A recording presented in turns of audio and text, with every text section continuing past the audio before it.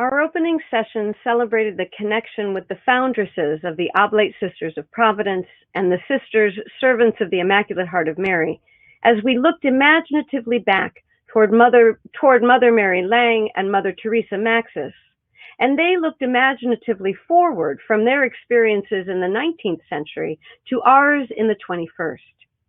We are like that Sankofa bird looking back into the past to see what might be retrieved as we move forward into our future. And in these sessions, we're asking, how do we allow our past to illuminate our present and inspire our future? We're also doing this in the spirit of the Catholic Church at Vatican II that recommends that we read the signs of the times and understand them in the light of the gospel. This recognition that we don't just move forward without a clear sight of both past and present is key to the opportunity of our gathering together. To sharpen our view of the past so as to orient us toward recognizing the most pressing signs of our times to be read in the light of the gospel. We're committing ourselves in a particular way to read the signs of our times as a nation crying out again for racial justice. What might Teresa and Mary have to offer with a long view of history to help us read the signs of our times and orient ourselves to the future? The task before us in this session is to situate Mary and Teresa and ourselves as well in the broader history of America's racial projects. As you'll remember, the idea of a racial project is that race is not something that falls from the sky or is embedded in us biologically, but is a set of socially constructed categories by which the human family has been sorted, and according to which material, social, and economic benefits have either been granted or withheld. It's with the framing of racial projects that we'll revisit U.S. history and Mary and Teresa within it in order to try to understand how the place we stand today is within our inheritance as a nation. We might understand our current realities better and take our future steps more confidently if we can understand the racial project out of which our moment has been made. We'll also see this in the way in which Teresa and Mary were situated as members within the Church, and that the Catholic tradition and the Catholic Church played a crucial role in America's racial projects.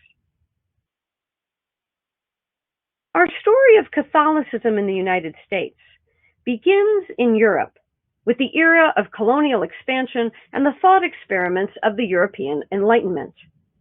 Christians of the early modern period read each so-called discovery of new lands as evidence of God's favor upon them. In the words of Pope Alexander VI's Inter Caetera, the exploration of Columbus propelled the spread of the Christian rule, with a holy and praiseworthy purpose so pleasing to immortal God. Discovery and expansion was to the happiness and glory of all Christendom. For many of the earliest Christian colonists, the biblical text foretold this expansion and the glory that Christendom would bring, because they read the biblical text of Genesis and they saw in those lines the command of God, be fruitful and multiply, fill the earth and subdue it, and they aligned the colonial project with this vision of God's plan for humanity. For example, the Puritan governor, John Winthrop of Massachusetts, saw that God had, quote, given the land to the sons of men with a general condition, increase and multiply, replenish the earth and subdue it, and so welcomed new Christian colonists to be part of that project. While this meant that colonists were fulfilling God's plan in settling and claiming the land for Christendom, the mentality of coloniality not only saw the lands destined for European rule, but also assessed the indigenous peoples as not fulfilling the command to subdue the earth with their semi-nomadic lifestyles. They were seen through the Christian lens as only fulfilling God's plan insofar as they would be converted to Christianity. While early Catholic colonists like Bartolomeo de las Casas saw indigenous peoples as humble, patient, and peaceable, in his words, open to doctrine and very apt to receive the holy Catholic faith, other colonists named them variously, and so began the construction of a whole race of indigenous peoples. They were named in the various racial projects of the day, in their role as trading partners, as guides, as Indians. They were named as natives, but also as savages, barbarians, and pagans. It's only after indigenous peoples refuse Christian missionary advancement that they begin to be categorized as red, the crimson paint of their religious practices turning their skin permanently red in the eyes of white Christians, who now regularly named them as a different race, a pagan race of savages. The Jesuits were among the first Catholics to encounter indigenous peoples in their missions with New Spain, in Canada, and finally in the colony of Maryland. Indigenous peoples were still part of the landscape when the first Catholic bishop of Baltimore, John Carroll, remarked that converting indigenous people would make them more friendly to American interests. This map reminds us of the great variety of indigenous communities on whose land the American Catholic Church would be built. While the area surrounding Baltimore, the area known as White Marsh, was at some point transferred from indigenous nations to the hands of Bishop John Carroll's ancestor, James Carroll. In order for the Carroll family to work the land, these early Catholic colonists used the hands of enslaved laborers to undertake the project they understood themselves to be commanded in subduing the earth, in the European agricultural model. We might imagine the future foundation of the Catholic Church laid by the hands of those named in Carroll's papers: Jack, Harry, Peter, Maria, Myra, Betty, Davy, Jenny, Dolly, Toby, Adam, Pedro, Pave, Judith, and many, many more. Carroll bequeaths not only the land that these workers had tilled, but also the workers themselves were bequeathed to the Jesuits. The land upon which the corporation of Roman Catholic clergymen, the earliest form of the Diocese of Baltimore, would take shape was this land, stolen from indigenous peoples, worked by enslaved laborers. It's not surprising, perhaps, but worth repeating, in the widespread colonizing effort of the Catholic Church in America, in the Americas, the Catholic Church was, in the words of historian Shannon D. Williams, the first and largest corporate slaveholder in the Americas. If we begin in the earliest era of the Catholic Church in America, we are already situated in a religio-racial project that diverts the resources of land ownership and wealth building from the hands of indigenous peoples and peoples of African descent and into the hands of white landowners, white churchmen, and others who had been categorized as white when naturalization legislation demarcated citizens with the category of, quote, free white persons, end quote. As the nation settled, so too did the church settle into the institutions of the nation, benefiting from the systems put in place for land ownership, systems put in place for the building of wealth, systems of citizenship, and systems of city planning. It's with this early map of Baltimore that we might begin to situate our foundresses within the institutional history of church and nation. Recognizing that as free women of color, they lived within the systems built not to serve them, but to serve white citizens instead. Established in 1782, it took Baltimore just 40 years to establish a system of public schools, a service alongside those of housing, health, and public works. But this public school system was denied to children of color, even those whose free parents paid taxes. And in 1832, when the cholera epidemic hit the city, access to clean streets, clean water, adequate housing, healthcare, and hospitals was directed at Baltimore's white citizens.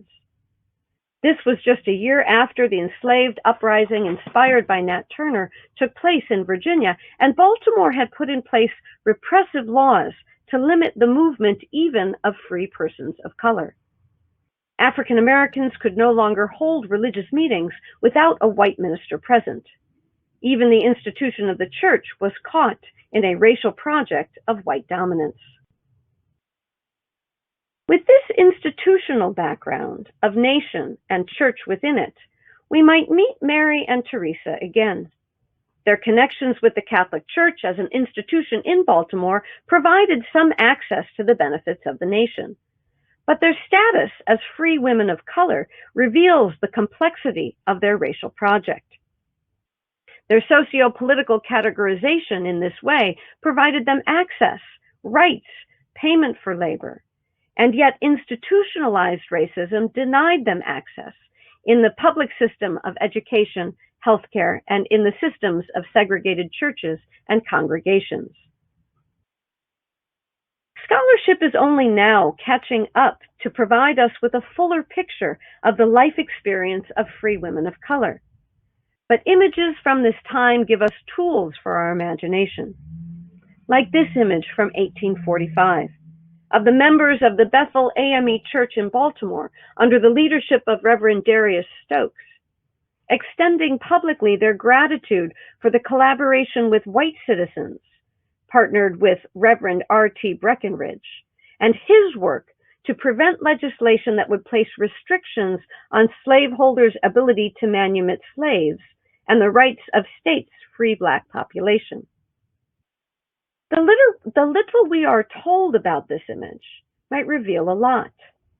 The AME in the Black church tradition was established by Black Americans precisely to counter the white dominance and oppression of fellow Christians as an institution apart from white control.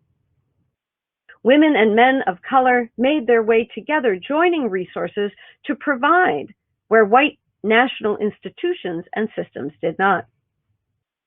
The image recommends that we experience the spirituality of the Black church in Baltimore as simultaneously a political arena, where people came together with the people power that might enact systemic change.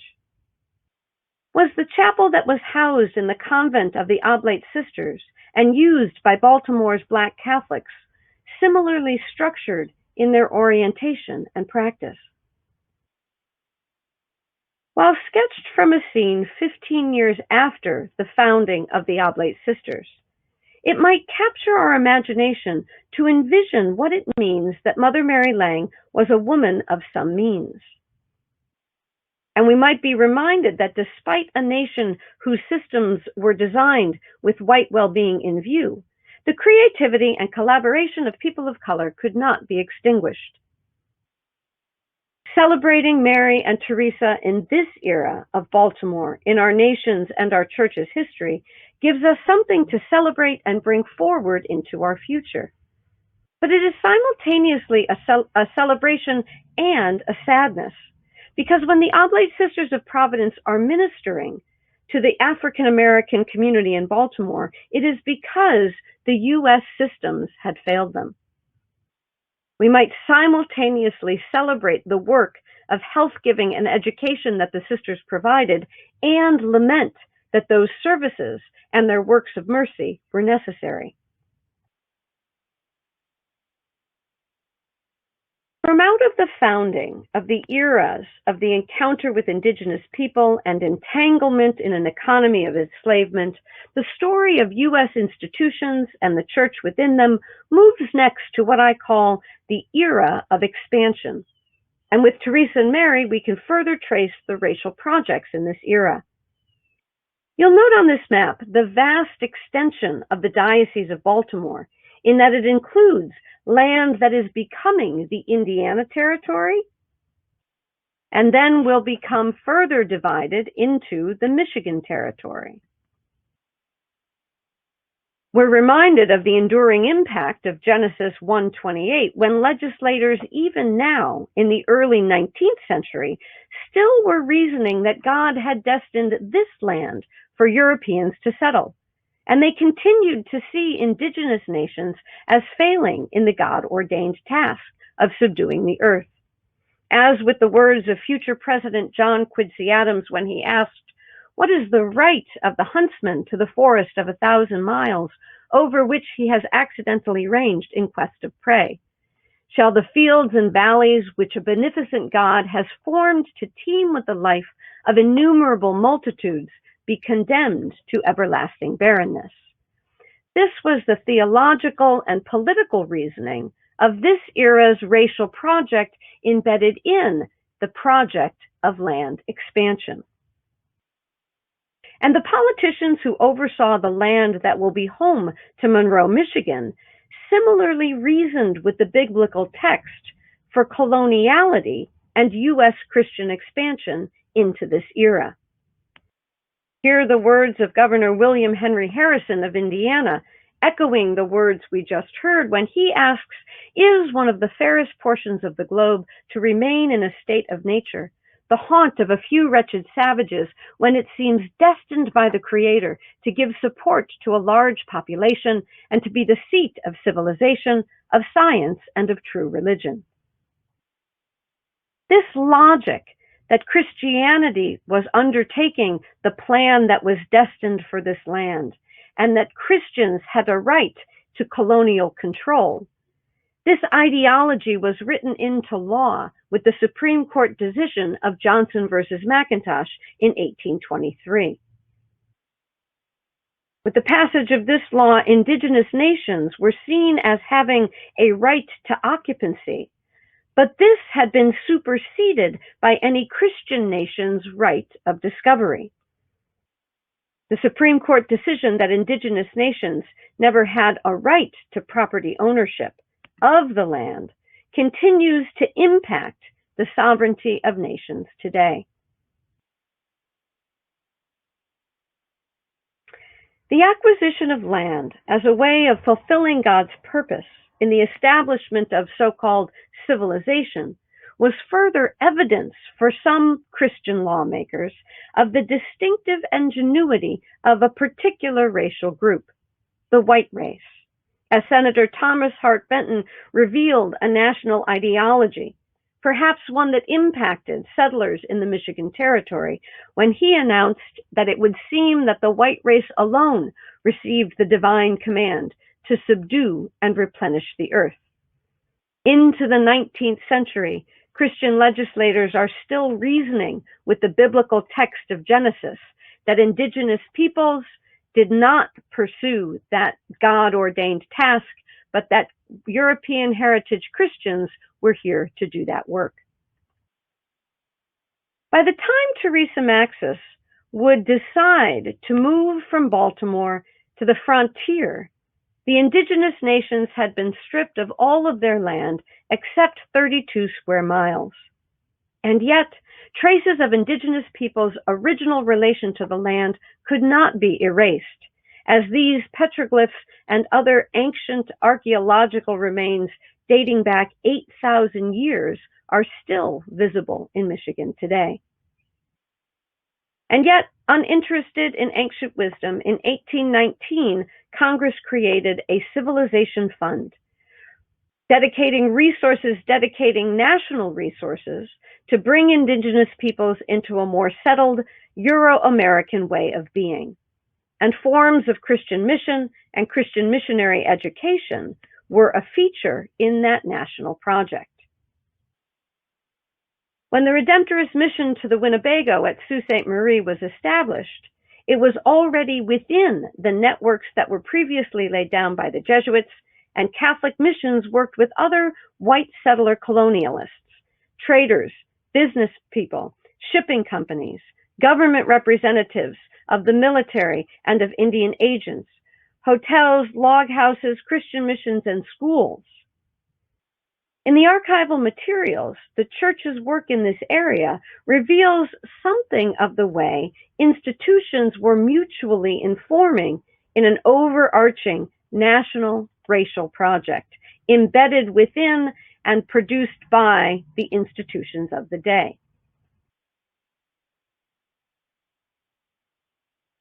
Bishop Peter Paul Lefebvre complained that to give the Indians a full classical education was doing him more harm than good, but reveals that that was part of the project of the day, was to bring that classical education, a Western European form of education, to the indigenous peoples. And the priests of his diocese were being advised to establish schools so that their mission, the priests of his diocese were being advised to establish schools in their mission so that in their report to the government agencies, they could, quote, show the visible superiority of Catholicism to get a proper share of the $7,000 guaranteed by the treaty for the instruction of the savages. So national resources are being dedicated to bring indigenous peoples into a European heritage project of education, and the church is an institution through its mission and education efforts to be part of that work of coloniality in relation to indigenous peoples. Even when Lefebvre sent gifts to the missions, he named the recipients of those gifts in the language of the racial project of the day, not as equal human beings, but still as, quote, savages. And the 1850 Michigan Constitution declared that civilized Indians could become citizens, but only by renouncing membership in their tribes. Lefebvre and the Catholic Church in this broader history reminds us of the multiple ways the Church participated in the era's racial project, not losing sight of the historical backdrop that the expansion to the frontier was still situated within an economy of enslavement, as accounts describe Lefebvre as having attended to the mission among the enslaved, including the baptism of Peter Paul Tolton, who would become father of Augustine Tolton, America's first African-American priest. So this slide here gives us some of the variety of elements of America's racial project, the church within America's racial project, and the institutions that were moving that project forward, and the project, the wider background of what Teresa steps into in Monroe in the middle of the 19th century. While this background is essential to know the wider scene in which Teresa was invited, it appears that Teresa stepped into a different project of the institutional church, not ministering to enslaved Catholics or to indigenous nations, but to the white frontier settlers of Monroe. And so this image helps us to see the multiplicity of geographical locations in which the church as an institution was doing its work. And we might also pause to consider that this geographical location in the Midwest is simultaneous to a very different geographical location in Baltimore, and that the church as an institution is undertaking its work in these various locations at the same time. And we might pause here to consider the different experiences and expressions of the institution of the Catholic Church in two different locations under the same era's racial project. A racial project of this era that named people as enslaved, as Black, as free women of color, as savage, as white passing, and as white, and perhaps other categories that were in play at the time.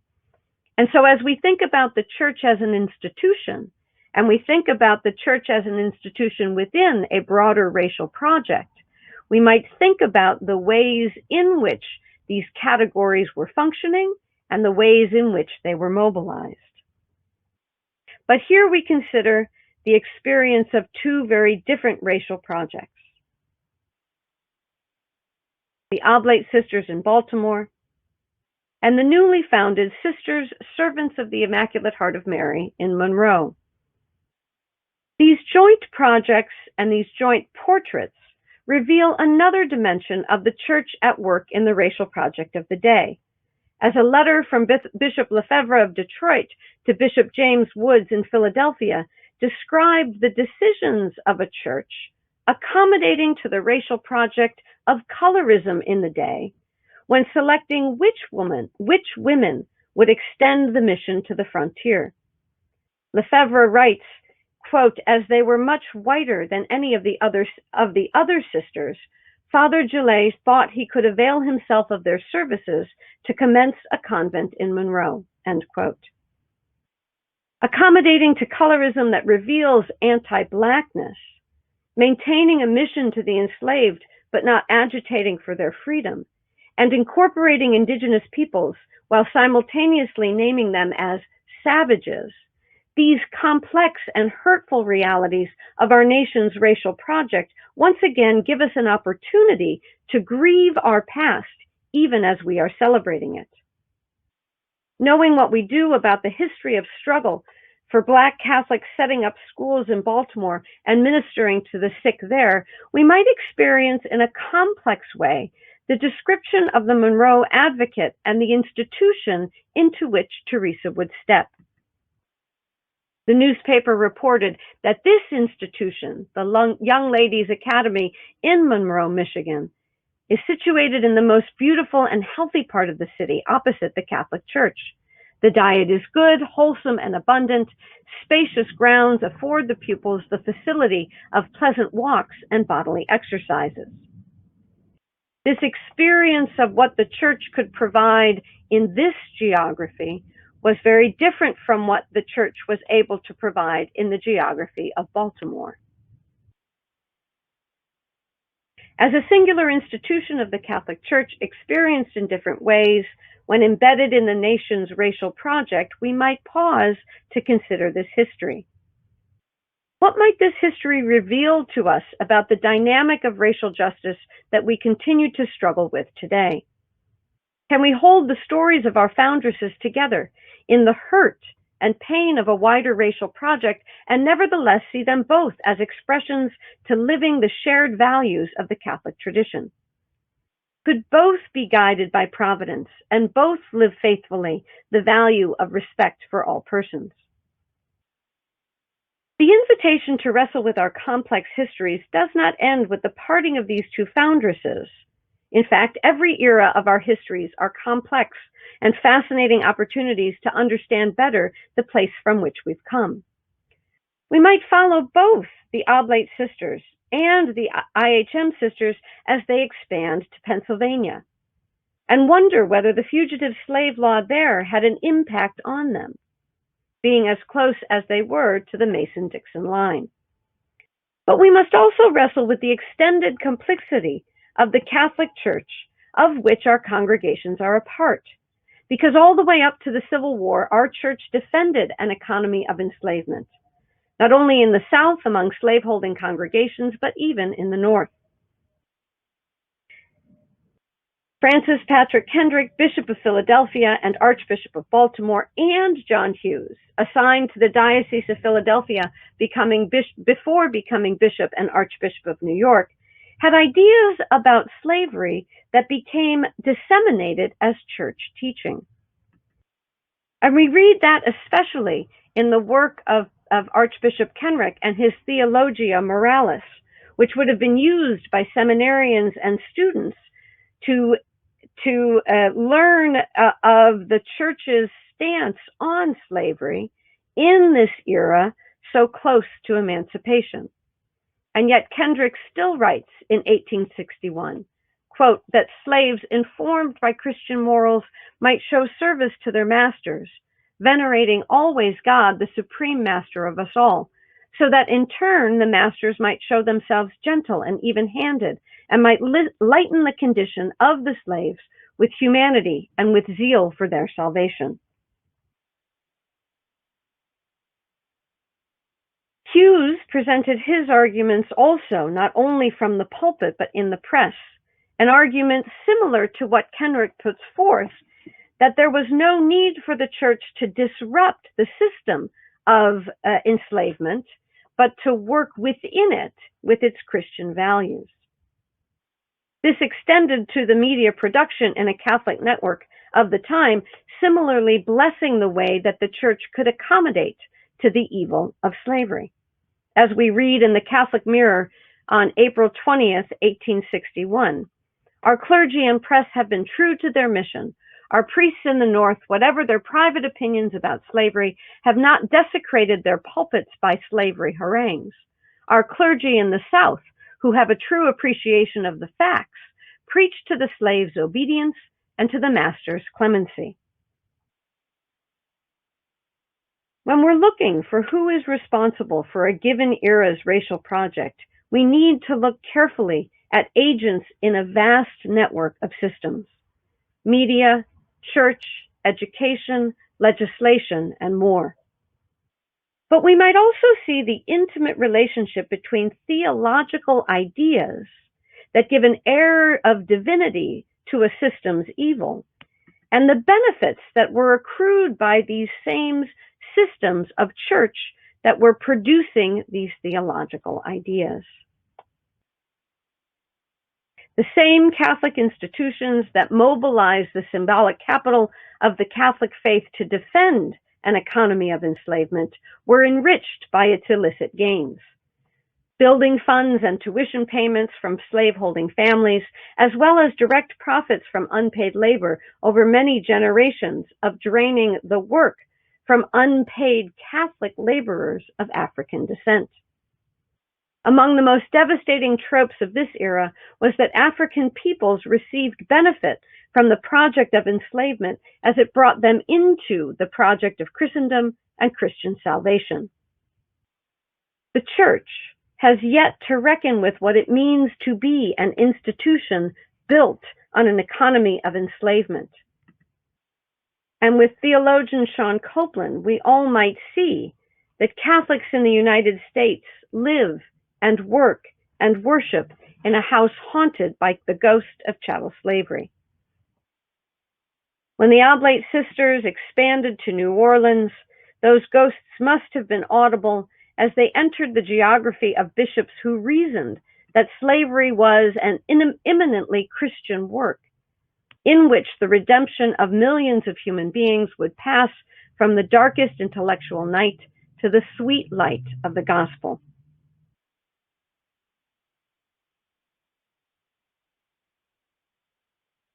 When the IHMs move to Scranton, they open up for me my fourth overlapping chapter in the era of expansion as it moves from expansion to inclusion. As historians recount, prior to the IHM arrival, in the 1830s, merchant speculators from Philadelphia and New York began mining the Lackawanna Valley for coal, and railroads were built.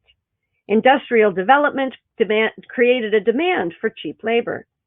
At first, mainly English and Welsh settlers, then in the 1850s, a large number of Irish and Germans came, and in the years following the Civil War, thousands of new immigrants, Southern, Central, and Eastern Europeans, began settling. Indeed, these waves of new immigrants at the close of the Civil War were expressly invited to help build the nation because of its recent expansions. We might just pause to remember the dates here and to see these overlapping eras, the era of expansion potentially giving way to a new era of inclusion. Here are our dates. 1845, Theresa moves with the expansion of the U.S. territory to Monroe. And in 1848, the U.S. military exchange with Mexico expands the U.S. geography even further. And so there was new land to be incorporated into the U.S., and new immigrants needed to be invited to work that land. The new immigrants of the 1850s to Scranton were part of that wider immigration push of the time. But as the U.S. recruited workers, there were some immigrants to the U.S. who would not be deemed able to be enculturated into a white Christian nation. This image from Monroe from 1866 brings into view another strand of the U.S. racial project.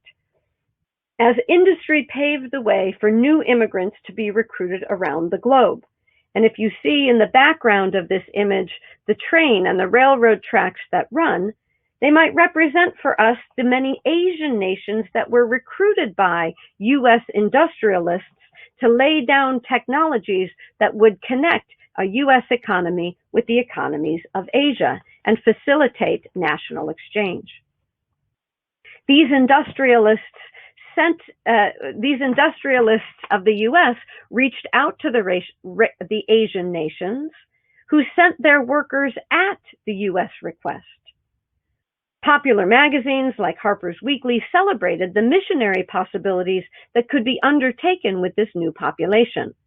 And industrialists governing the railroad drew comparisons between the racial characteristics of Asian workers in relation to white.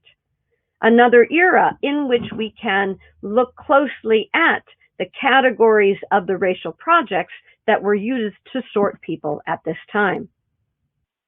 But ultimately, the racial project of this era that was mobilized in response to Asian workers included the reasoning that the immoral and pagan Chinese were stealing jobs from the moral and hardworking Irish. And until the Chinese could be Christianized, they could not be incorporated into the nation. The 1882 Chinese Exclusion Act and the future Asiatic Bar Zone made immigration from Asian nations all but impossible until 1965. While the U.S. was prioritizing citizenship for free white persons from European nations, as that language from the 1790 Naturalization Act was still essentially in effect, and religious grounds were used to categorize Asian persons as non-white, there was another racial project going on in this day as white Christians took on a new task with respect to people of color who were already part of the body politic. If the guiding trope of the era of encounter was that white Christians were destined to this land to subdue the earth, the trope of the era of expansion was that it was a Christian duty to uplift and civilize those caught in America's territorial grasp. And again, the supremacy of white Christian ways of being was the blueprint for this project. The Commission of Catholic Missions among the colored people and the Indians may have understood themselves to be participating in such a civilizing mission, as the Bureau of Catholic Indian Missions clearly did, disseminating ideas about the failures of indigenous peoples to transcend their paganism through Catholic media and academic publications. The desire to civilize and Christianize indigenous peoples supported the Catholic participation in the national project of establishing schools that would Christianize indigenous children, forcibly removing Indian children from their homes and educating them in boarding schools.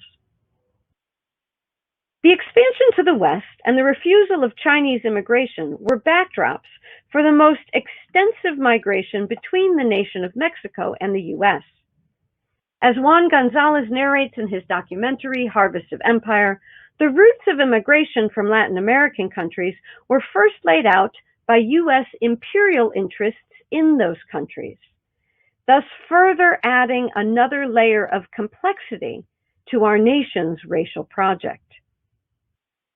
Here, the intertwined economies of the U.S. and Mexico, the reliance on Mexican farm workers, as well as the interests of U.S. corporations in sugar production and tropical climates, made the movement of peoples from the countries of Latin America into the body politic of the U.S., another part of America's racial project.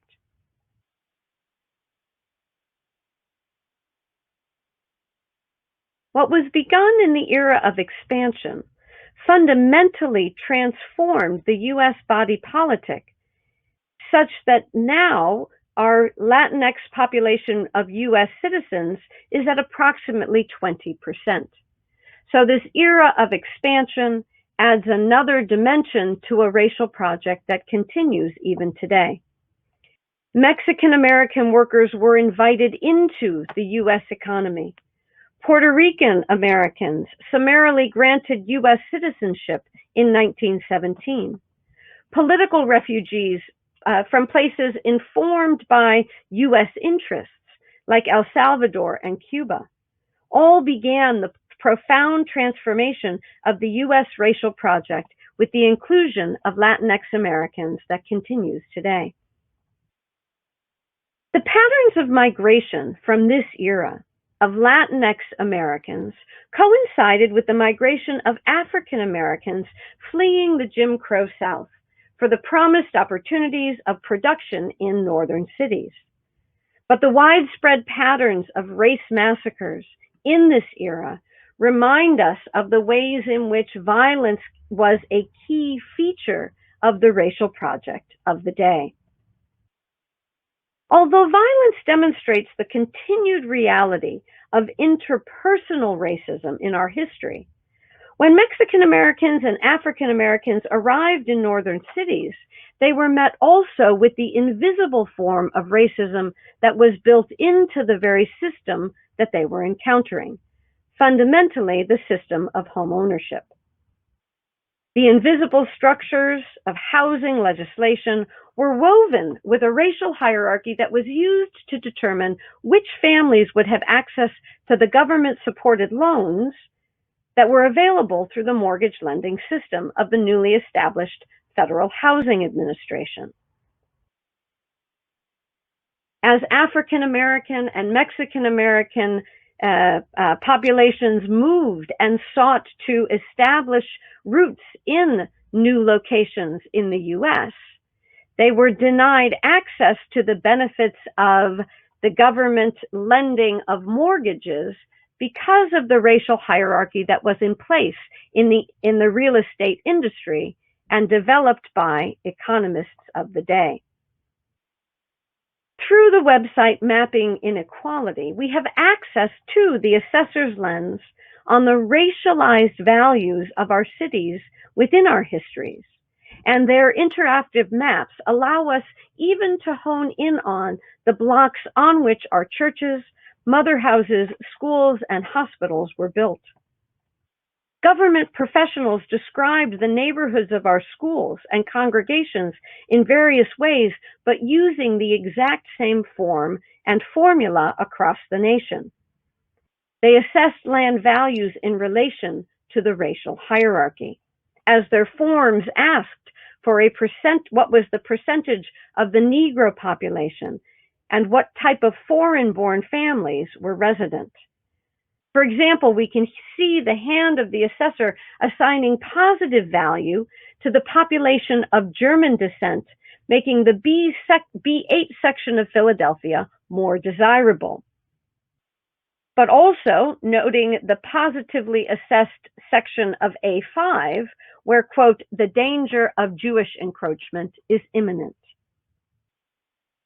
The pattern in every one of the thousands of assessors' reports was that those neighborhoods graded D and colored in red had a heavy concentration of foreigners, of those who were categorized as Negroes, and those who were seen as a threat in terms of infiltration.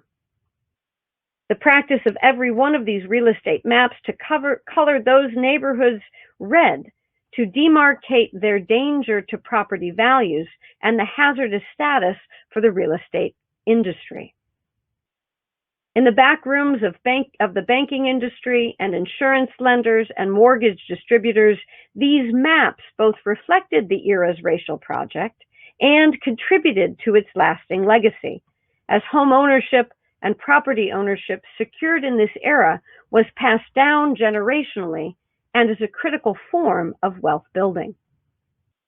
To get a sense of how the assessor's forms included that racial categorization, that racial hierarchy, we might hone in on those places like the D1 section of Baltimore, which includes Chase Street, the location of the Oblate Sisters Mother House until 1961. And we can read the security grade D, the heavy concentration of foreigners, including not only those categorized as Negro, but those categorized in the racial category of Italian, and what this assessor names as the infiltration that would destabilize the land value. As we're thinking about this era and the ways in which a racial hierarchy would grant benefits to some and withhold them from others in the form of property and wealth building through home ownership, we might also think about white Catholics in this era's racial project, who also moved through these invisible systems. But they began to mobilize against the threat of racial devaluation of property, as John McGreevy's study has shown. White parishes across the North organized themselves against the infiltration that would devalue their parish and those within its boundaries. We can read, for example, the mobilizing in Detroit, where the city's heavily Polish East Side saw Detroit's businessmen appealing to the local archbishop. In this case, McGreevy is describing both the white Catholics of the Polish East Side mobilizing and the white Catholics of the Italian section, hoping that, quote, an Italian Catholic church and possibly a Catholic school would keep away the Negroes, end quote. And so McGreevy's study is an important one through which we might wrestle with the roles that churches and congregations played in this era's racial project, protecting white investments and keeping the access to wealth building through home ownership from families of color. And it's no surprise by this time in my story that the Christian scriptural text was used as justification for this era. If we read the protesters' sign closely, they're quoting the biblical text of Jeremiah. And the biblical text of Jeremiah envisions God making a covenant with the people and a promise to give the people a land flowing with milk and honey. And in thinking about that use of the biblical text, we might think about the land flowing with milk and honey that white Christians understood themselves to be inhabiting as a land that was promised to them in land ownership, in citizenship, in home ownership, and education. And we might see that this era's mobilization was to keep those blessings and benefits to white families and to keep them from families of color. But in this era, we also have the ways in which mobilizations took place, and we can see the modern struggle against racism and the ways in which religious actors of this era might also have been struggling. Christians of color also mobilized their faith as Mexican Americans and Filipino Americans joined movements like the United Farm Workers. And indigenous nations employed religious symbolisms to struggle for sovereignty in the American Indian movement. The civil rights movement itself might be seen as a hermeneutical struggle. And theologians finally, if belatedly, began to reckon with the whiteness of theological systems. While the nation engaged in the modern struggle against racism, the Catholic Church was called out for its affiliation with a white, privileged status quo, as the 1968 Black Clergy Caucus in Detroit named the Catholic Church as, quote, primarily a white racist institution that has addressed itself primarily to white society and is definitely a part of that society. So the ways in which this history asks us to see the Catholic Church as an institution and our own histories embedded in that wider institution. And we might ask ourselves what has changed in the expression of the church in light of racism from the 1960s, the 1970s, and into today. But as we're coming toward the end of my story, one more crucial feature remains that had another lasting effect on our nation's racial project. In the same era of the nation's civil rights struggle, others were legislating the U.S. racial project in relation to immigration. As then attorney Robert Kennedy remarked, as we are working to remove the vestiges of racism from our public life, we cannot maintain racism as the cornerstone of our immigration laws. And what you see in this next slide is the result of the changes in immigration from the legislation of the Hart-Celler Act in 1965. So movements within the nation and movements that would increase the flow of immigration to the nation impacts directly our racial project today. And yet too many patterns of our past have remained. In a landscape of diversity, white nationalism, anti-immigrant sentiment, and violence continue to be parts of our nation's racial project. While we've arrived at the end of my history, our story continues because the past is not only past, but each era of America's racial project, our Catholic tradition was mobilized to direct resources that continue to structure our reality today.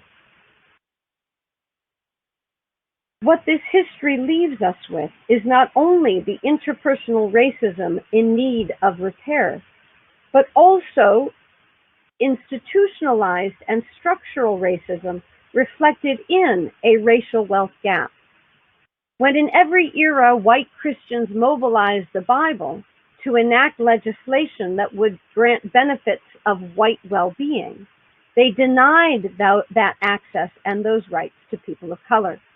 In the dispossession from land of indigenous nations, in the enslavement of African-descended peoples, in the denial of citizenship to Asian Americans, in the refusal of home ownership, education, and other sources of wealth building for Latinx Americans and African Americans, white Christians participated in a racial project that has continued impact, or what scholars will describe as the sedimentation of racial injustice in the racial wealth gap that we experience today. And so the close of our discussion now, we might think from out of that history and dwell on this structural reality of a sedimentation of racial injustice in a racial wealth gap. But we might also ask, as we close out this move through the expanse of U.S. history, we might close with some reorienting questions. What is it that we have inherited from out of this history? How do we hear the call of the gospel when a racial wealth gap is the sign of our times? And how do we live faithfully the value of respect for all people when this is the starting point of our chapter in this history?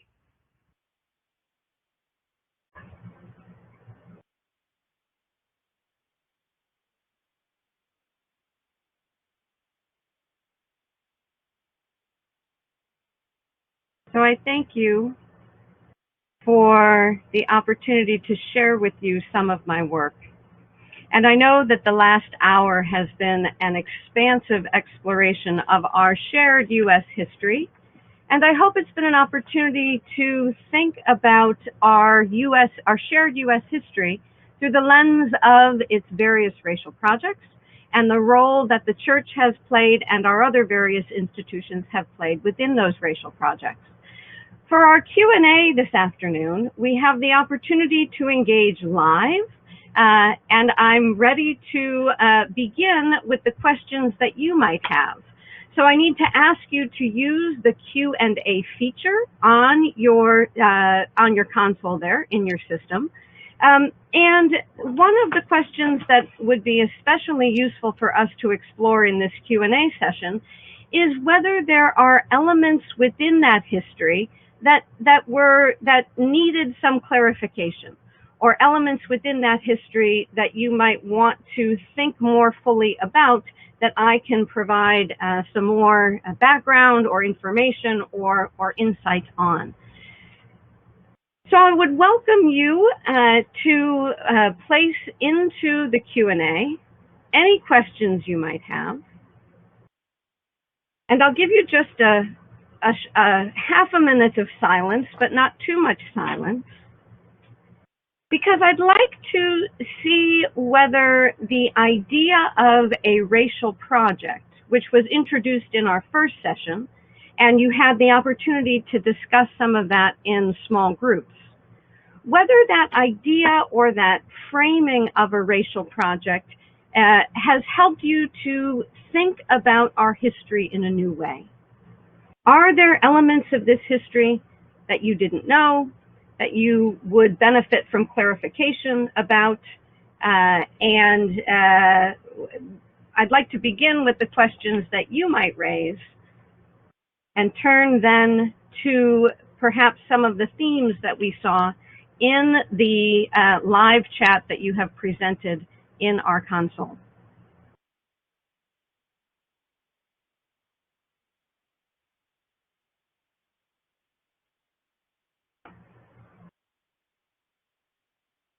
So I'm sure that once we get started, we will have questions to consider together, specifically emerging from this element or this session looking at U.S. history. And they're coming in now, and I can process them as they come in.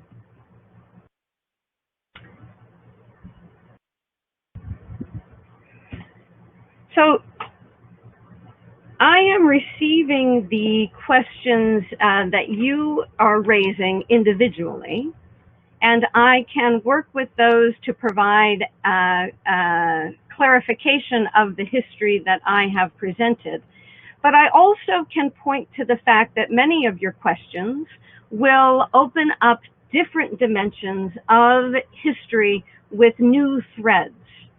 So we might think about what do we know about the history of Mother Catherine Drexel and the work of the church in relation to indigenous peoples and to Black Americans?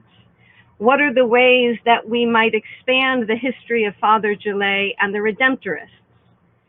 These elements of history are elements that you are invited to weave into the presentation that I have that I have offered, which is, in a sense, a national story, right? And it's a national story that many audiences that I have worked with simply haven't heard. And I describe my own experience as an experience of relearning my own U.S. history. In a sense, my work in developing some of this history for myself was an experience of relearning the history in order to answer a particular question. And the particular question that I had as a theologian was focused on this slide here, which I'm hoping that you are seeing, this sedimentation of racial injustice, racial wealth gap. Perhaps someone can, Nix can let me know that that's in fact what you're seeing. But my experience as a theologian was that I could be trained at an institution of higher education. I could be trained as a Catholic theologian. I could be developing my skills unknowingly as a white Catholic theologian. And I was never asked to consider the context in which I do my work as being structured by this racial wealth gap. Once I encountered the reality of this racial wealth gap, I had to ask myself the question, how did we get here? Because the narrative that had been fed to me as a student of American stories was that we had been given the tools to build ourselves up and that America, as the land of the free, anyone could achieve this, establish themselves in this nation. That was the beginning of my relearning, because each element of that history that I explore is a history that indicated to me that our nation set up a system, a set of racial projects that used legislation to divert resources to white families over our long history and to withhold those resources from families of color. Knowing this history, I had to then ask myself the question, how did my discipline, the discipline of theology, inform that legislative project? And so now I can see that there are a number of questions within the chat that I might take just a minute and make sure that I am looking at your questions as we continue with the short time that we have together. And there are a lot of questions.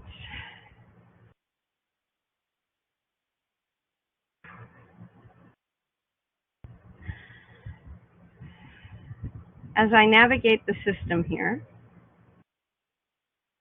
you might also feel free to share some of your questions in the group chat if that is accessible to you. Navigating the systems here. Looking at the questions, and they're coming in very quickly now, and there are many of them.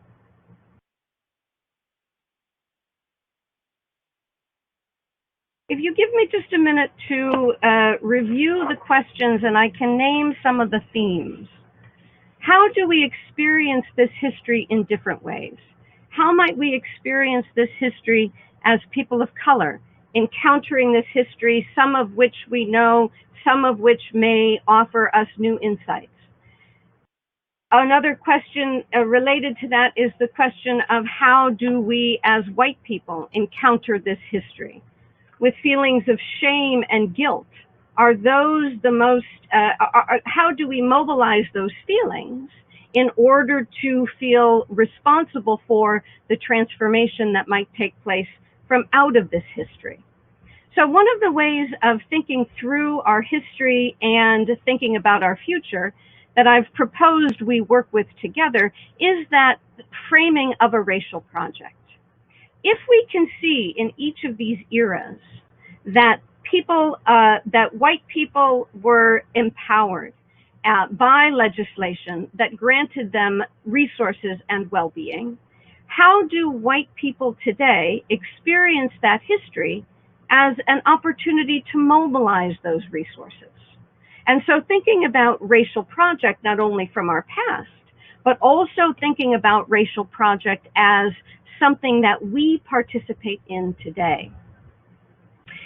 A question that was raised here is, were there people who spoke out against the practices of the Catholic hierarchy?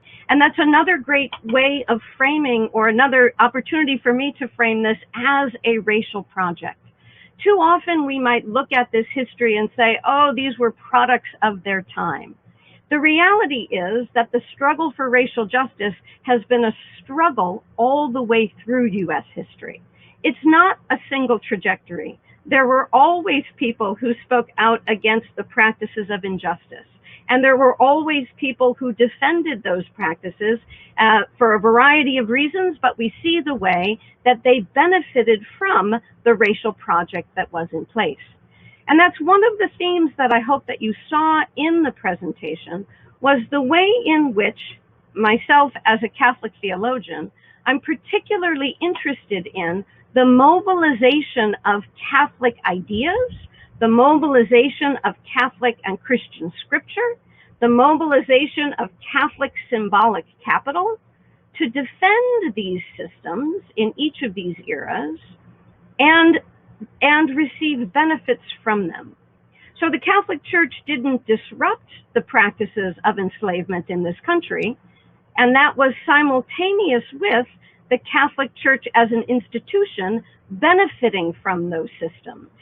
So in each and every era, we might look more closely at the history and ask ourselves questions about how do we see the actors involved in that history. How do we learn from the dynamic that they engaged in that history? And how do we look at our own Moments Racial Project and see ourselves as actors in that history? We have to ask ourselves the question that someone asked in the chat: how might we approach the use of land which we, quote, own, given that that land likely came through unjust means? And I'd like to pause on that. If I had the ability, and maybe Kim can help me make sure that this is coming through as clearly as possible. I'm not sure how to undo the slide that I have up there, and I may need just a minute to look at the resources that I have in front of me, because if we think about this racial wealth gap, which I believe that you are still seeing, and a system here that has hidden my slides. I will try to find my slides. There we go. You're seeing now the slide of the racial wealth gap, and the question that was posed was about the use of land. And that comes from a particular era of our National Racial Project.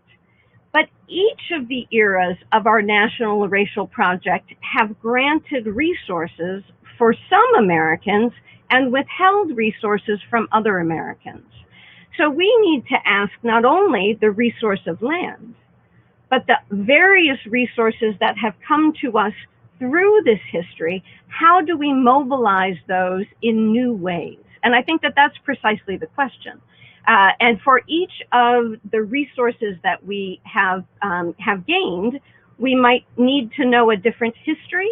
We might need to ask, how do we mobilize that resource? So thinking about the work and the resources that you have will be part of our exploration together. But each of those resources might be thought of as embedded in a past racial project and embedded in a contemporary racial project. So the resource of land, or the resource of the built environment of buildings, the resource of access to congregations, the resource of access to the symbolic capital of the Catholic tradition, the resource of education, right? Each of these elements come from out of our history, but also can be mobilized in our present moment. I'm going to see if there are other elements from the Q&A that I can respond to your questions directly.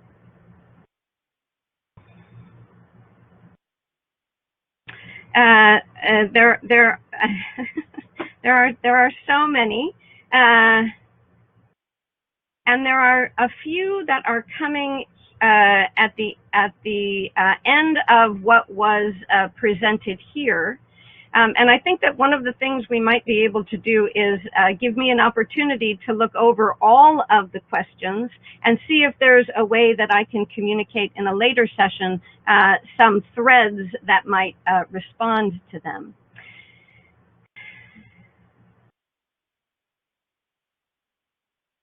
Some questions that came toward the end had to do with the question of the way in which the institutional Catholic Church might be aligned within a particular era's racial project, including our own. And so two questions that came in the Q&A had to do with the contemporary institutional Catholic Church's response to the reality of racism. And so someone indicated that they saw the unconscious bias of the title of the 1979 Bishop's Pastoral, Brothers and Sisters to Us. If I can go back to our slides and turn to that slide there.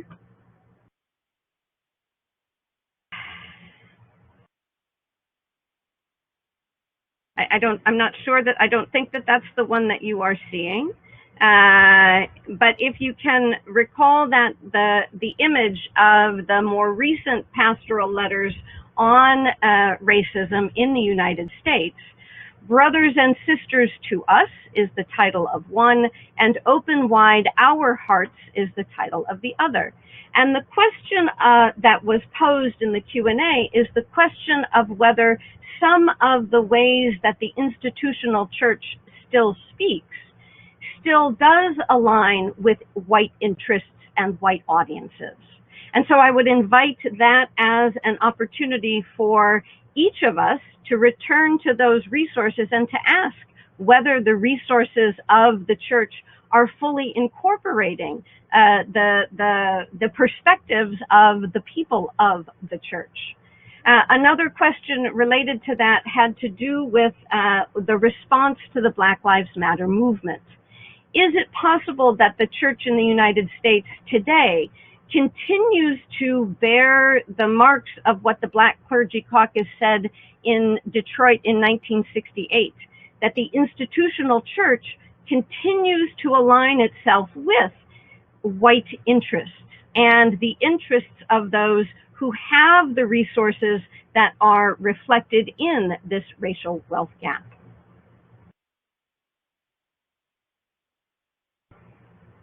I'm going to look at the Q&A again, as we have just a few minutes remaining to us.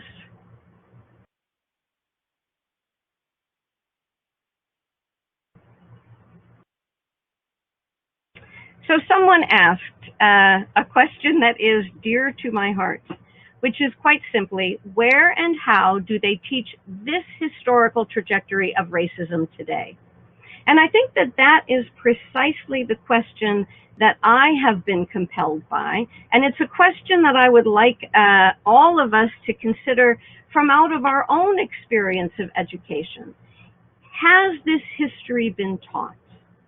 Do we know this history as a legislated history that prioritized white well-being in this country?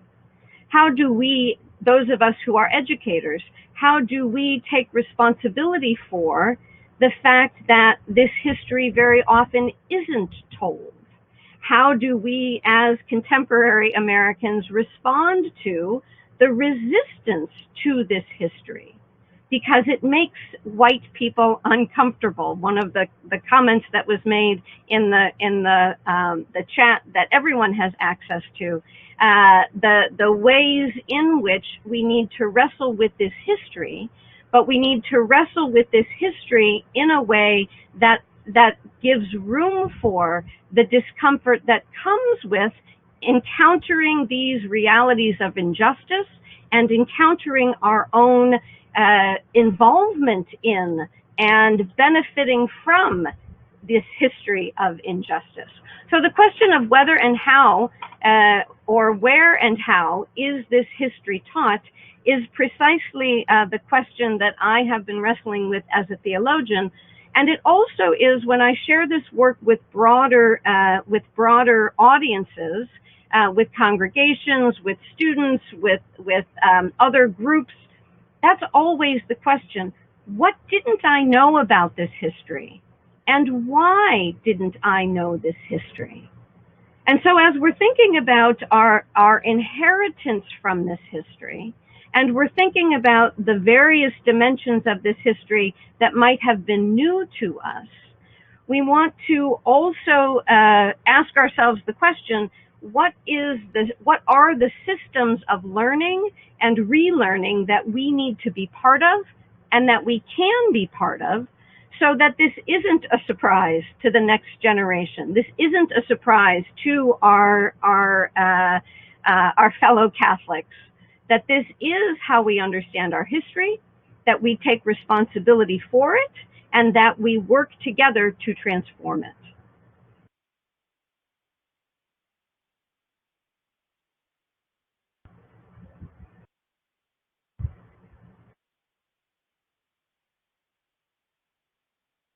So I know that we are coming to the end of the Q&A time here.